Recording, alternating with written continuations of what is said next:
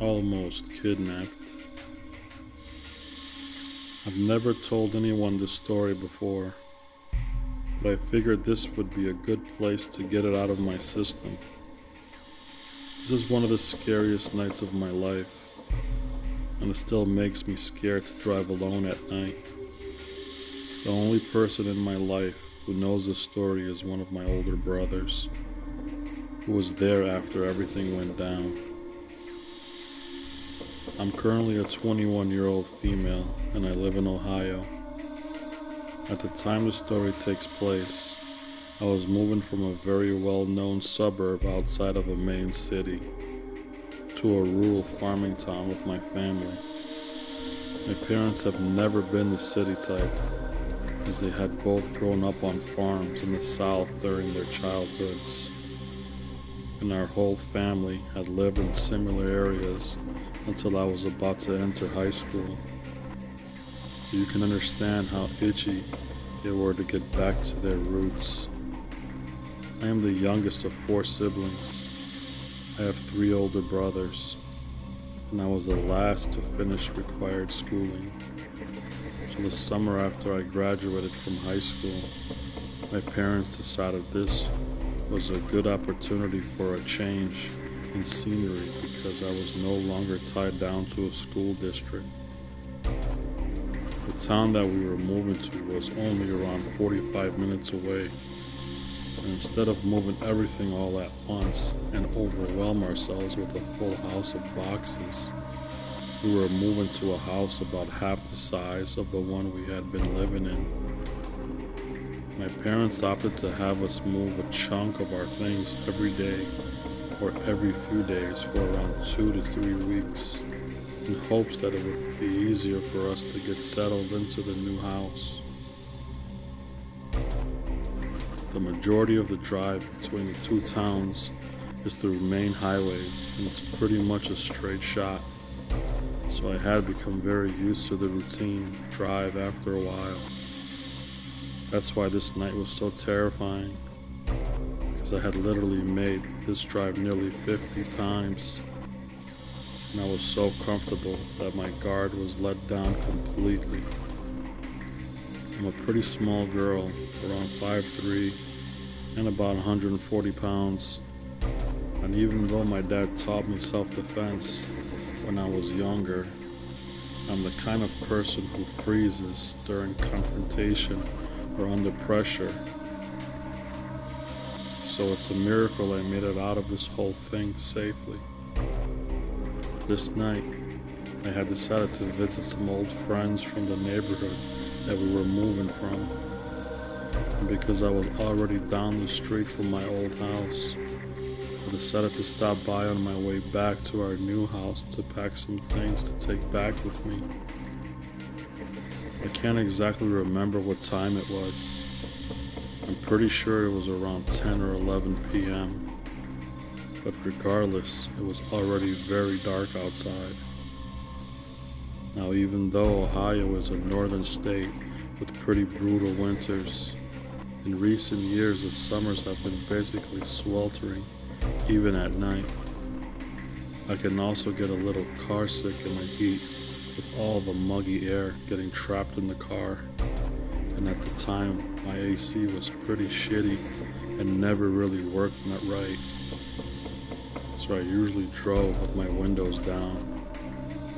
As I said, it was pretty late, so there were really no other cars on the roads with me. I had maybe seen about 10 cars during the whole drive. When I made it a little over halfway on the second main highway, I had to there was an intersection with a gas station on my right, and nothing but a river and a bridge on the left. It was a 4-lane, 2-way road, and I had happened to be on the rightmost lane because of a turn I had to make further up the road. This might seem like less information now, but it will be important later. I hadn't initially felt off in any way because, again, I had made this drive dozens of times. I pulled up to a red light at this intersection, and I was playing some pop punk music with my left arm out of my open driver's side window to get some air outside of my hot car. I hadn't noticed at first, but as I was waiting for the light to change, another car had pulled up into the left lane next to me. Looking back now, I don't remember the make of the car. It might have been a Dodge Charger, but I do remember that it was bright orange with a thick black stripe across the top of it. I was singing along to whatever song I had on at the time when I heard talking next to me. It wasn't so much that I had heard them specifically talking about or to me or anything, but they were talking quite loudly, and I have ADHD, so the extra noise above the sound of my music made me turn my head. I regretted it immediately, because when I looked at the source of the noise, I saw a man sticking his head out of the passenger side window, staring right at me and smiling widely. The look in his eyes made me want to throw up. Apparently he had been talking to me. I turned back quickly, knowing if I kept eye contact any longer, he would think I was interested in chatting. Then I heard the sound of a hand hitting hollow metal. The guy in the car next was smacking his hand on the outside of his car door, obviously trying to get my attention again. In the middle of all this, the front passenger started to whistle. You know, that signature whistle that a lot of girls get while walking down the street. I started to get angry because I wasn't a fucking dog, but I kept my gaze forward, praying for the light to change so I could get away from these creeps. Now I know it sounds ridiculous that we were still sitting here at this red light, but the town that I had been passing through had really old and shitty light sensors, like the ones you have to back up and pull forward again to set off. And again, there had really been no one else on the road to set them off, because there weren't even cars coming perpendicular to us either. I hadn't given them any indication I wanted to talk to them, but apparently this gave them more incentive to continue trying to get me to look back at them. The front passenger and two other voices all piped up, saying things like, "Hey baby, why don't you get out and hop in the car? We'll show you a good time tonight. Come on, pull over to the gas station. We're not going to hurt you. Why won't you talk to us? Just want to get to know you, beautiful." At that point, I'm shaken and had heard enough, so I roll up my window and lock the doors of my car. But this had apparently pissed the front passenger off, because before the window was up, I heard him shout, "Fucking bitch," before swinging his car door open. Before I knew it, he had gotten out of his car and walked over to the passenger door behind me, trying to pull it open to get inside my car. This is why the specifics of my location were so important. I was basically trapped, because if I tried to get out to go run to the gas station, or God forbid I had to run and across the bridge on my left side, I would have to pass his car and the man outside mine to get there. Obviously getting out the car and running wouldn't be my best bet here, but at this point I was so terrified. I was trying to weigh out all of my options. I know now would have been the best time to get the fuck out of there, but I'm literally paralyzed in fear. Again, confrontation freaks me out, and I can't even feel my feet to hit the gas, and my hands were gripping the steering wheel so hard I couldn't feel them either.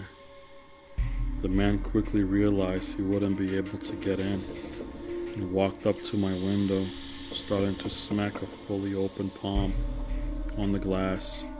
It was hitting so hard that I actually thought I heard the glass creak like it was going to crack and break in. And I still wouldn't look over at him. He stopped hitting the glass just long enough to spit all over my window. I have no idea what gave me the strength. Maybe it was the fact that he was literally about to break the glass and get into my car. And right as he lifted his arm in what looked like him about to elbow my window, I said, fuck it, and hit the gas, running a red light and definitely exceeding the speed limit to get the hell out of there. I don't know what made me look back. When I glanced up at my rearview mirror, I saw that all three guys were now standing outside of the car. In one of their hands, I saw a small object. And to be quite honest, I don't even want to begin to think of what that might have been. I almost threw up from anxiety and pretty much cried the whole way home. My parents own a restaurant and are usually working late, so when I got home, my older brother was the only one there. He did his best to calm me down, but I don't think I slept at all that night. It's quite irrational because I know they hadn't followed me further than that light, but I even locked my bedroom door just to make me feel a little better. I regret not getting a license plate when I look back. As you can understand, I was so shaken up, I just wanted to get the hell out of there. I've never had an encounter like that again in that area, but granted I found an alternate route through side streets, so I usually avoid that road altogether.